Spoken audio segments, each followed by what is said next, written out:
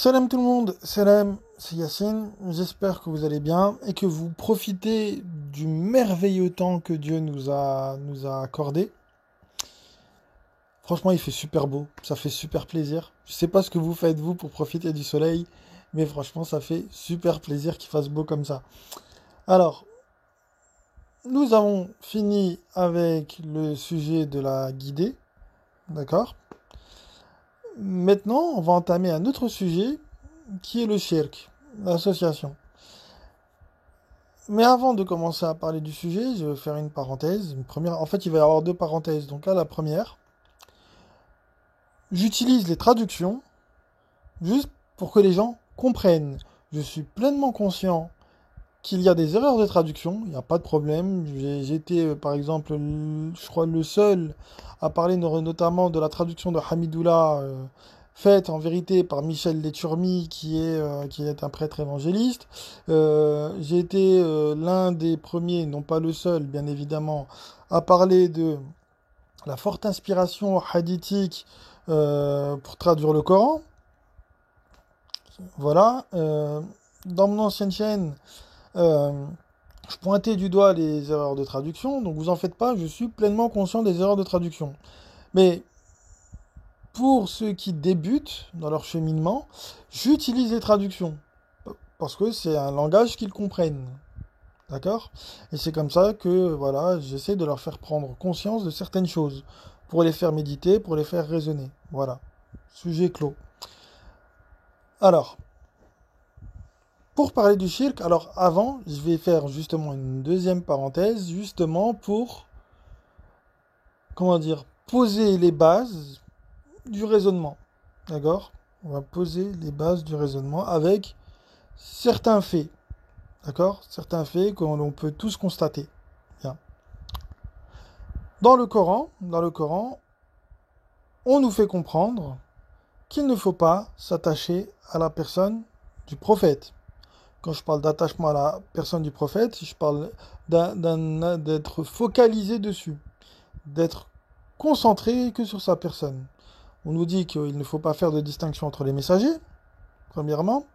Et deuxièmement, on nous dit que si Mohammed venait à être tué ou à mourir, est-ce que nous retournerions sur nos talons? Donc en gros, le croyant ne, ne doit être attaché qu'à Dieu et non pas à la personne du prophète. D'accord? Nous l'avons expliqué justement dans les vidéos précédentes. Donc, pourquoi ne faut-il pas s'attacher à la personne du prophète? Pourquoi Allah, dans son immense sagesse, nous a fait comprendre cela? Donc je vous le donne en mille, vu que ça va être le sujet des prochaines vidéos, justement pour éviter le shirk. Justement, justement. Or aujourd'hui, on ne s'attache plus au message donné par Dieu à Mohammed et qu'il a porté, qu'il a exposé aux gens, comme nous allons voir dans les versets que je vais vous exposer aujourd'hui. Mais on s'attache à sa personne. Donc tout le contraire de ce que Dieu nous demande. Tout le contraire. Tout le contraire. La preuve en est, c'est que il y a une autre source que le Coran, qui s'appelle les hadiths, qui, elles, sont pleinement, enfin, ces fameux hadiths-là, sont pleinement concentrés sur la personne du prophète. Bon, je le répète pour ceux qui ne savent pas, en réalité, et elle réside là, l'arnaque, c'est que les hadiths n'ont jamais été la parole ni les gestes du prophète. Les gens qui vous parlent du prophète dedans ne l'ont jamais vu, ni connu, ni entendu, ni rien du tout. D'accord? Bien. Donc maintenant que l'on sait ça, nous allons maintenant nous attarder sur deux versets. En vérité, un, mais j'ai été obligé de prendre le verset qui précédait. Donc, c'est dans la sourate 42. D'accord? Et nous allons donc commenter ces deux versets-là. Bien. Bismillahirrahmanirrahim. Ahadu billahi minash shaitanir rajim. Donc, ces deux versets disent Quiconque désire œuvrer pour la vie future, nous augmentons pour lui son labour. Quiconque désire œuvrer pour l'ici-bas, nous lui donnons de celui-ci, mais il n'aura pas de part dans l'au-delà. Donc en gros, ce que ce verset nous dit, c'est que Allah vous donne ce que vous avez envie. Vous ne voulez que pour la vie d'ici-bas, Allah vous donnera que pour la vie d'ici-bas. Vous voulez pour l'au-delà, Allah vous donnera pour l'au-delà. Voilà. C'est aussi simple que ça. Et ce qui est intéressant, c'est justement le verset d'après.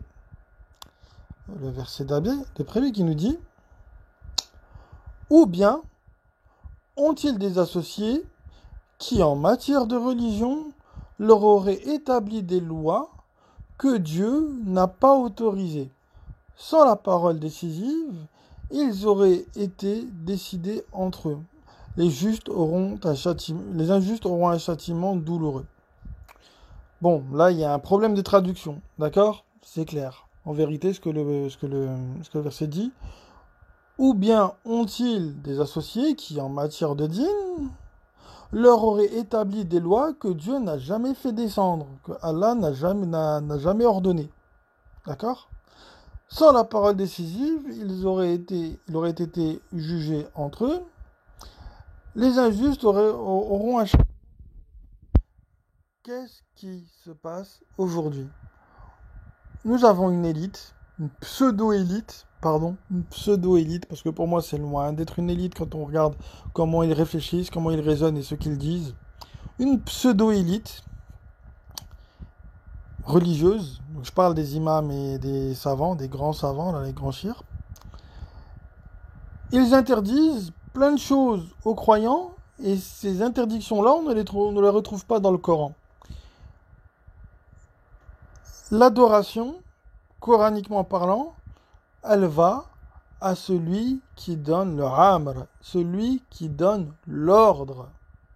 C'est pour ça que quand Allah il donne l'ordre aux malaïkas de se prosterner devant Adam, eh bien en fait ils ne font pas de shirk. Pourquoi? Parce que certes ils sont prosternés devant Adam, mais selon un ordre donné par Allah. Donc comme ils adorent Allah, ils suivent son ordre. Et comme ils obéissent à son ordre, ils ne font pas de shirk. Bien.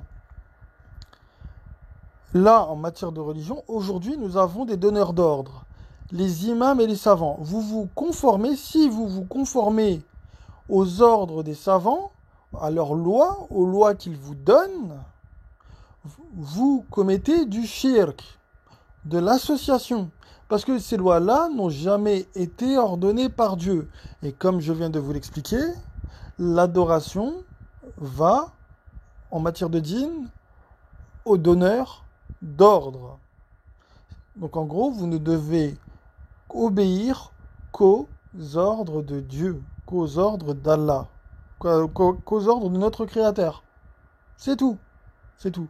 Donc, si vous avez des gens qui vous donnent des lois religieuses en dehors de Dieu, et que vous les suivez, que vous leur obéissez, ce sont vos idoles. D'accord? Ça fait de vous des mouchriks, des associateurs, des polythéistes, même si on veut. Parce que vous leur avez accordé le même pouvoir qu'à Allah. Vous obéissez à leurs lois religieuses, que Allah n'a jamais ordonnées. Et on le voit là en 42-21. Les choses sont claires. Les choses sont claires. C'est clair, net, limpide. Voilà. Donc, réfléchissez à ceci. Êtes-vous réellement en train d'obéir à Dieu seul, ou êtes-vous en train d'obéir à vos imams? À qui obéissez-vous? À qui obéissez-vous? Par exemple, si je prends l'exemple des gens qui se réclament du malikisme, vous obéissez à l'imam Malik. Ah oui, parce que c'est les lois établies par l'imam Malik. C'est pas pour ça que ça s'appelle le malikisme. Si vous êtes chafi'ite, eh ben vous obéissez à la doctrine chafi'i, à son imam. Si vous êtes wahhabite, pareil. Si vous êtes soufi, pareil. Euh, Si vous êtes, enfin, en vérité, tout ça, tout ce que j'ai cité, ça vient du sunnisme. Mais en tout cas, enfin voilà, si vous obéissez à des lois autres, des lois religieuses, on est d'accord, hein, des lois religieuses. Si vous obéissez à des lois religieuses autres que celles d'Allah, ben, j'ai envie de vous dire, vous êtes dans le caca, les mecs. Vous êtes dans le caca. Donc repentez-vous, d'accord? Demandez pardon à Dieu. Revenez à lui seul sans associer, d'accord? Donc sans obéir à ceux qui vous donnent d'autres lois religieuses que celles d'Allah. Eux, faut les dégager. Je sais pas, moi, Tirmidhi, Tabari, enfin, je l'ai cité, l'imam Malik, tout ça. C'est à dégager. C'est à dégager. Voilà. Les choses sont claires. Les choses sont claires. Voilà. Donc, j'en ai fini avec cette petite vidéo sur le shirk qui introduit donc le sujet de l'association, d'accord? Et nous allons voir justement comment est traité le shirk coraniquement, quelle en est la punition, la sentence. Et cette vidéo-là, l'argument que je viens de vous donner, en fait, c'est le critère déterminant à mon sens pour savoir si vous pratiquez le shirk ou pas. Voilà. Sur ce, je vous passe le salam et profitez bien du soleil. Salam tout le monde!